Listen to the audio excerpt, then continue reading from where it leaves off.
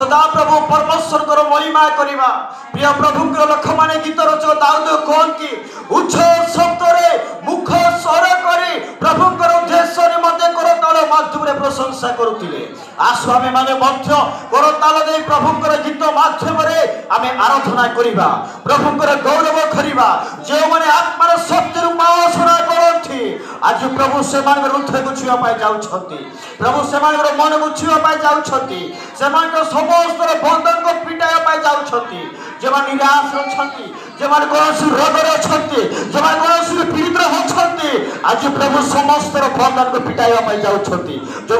विश्वास सहित प्रभु गीत गाइबे आराधना करेंगे स्तुति करेंगे प्रशंसा करेंगे प्रभु से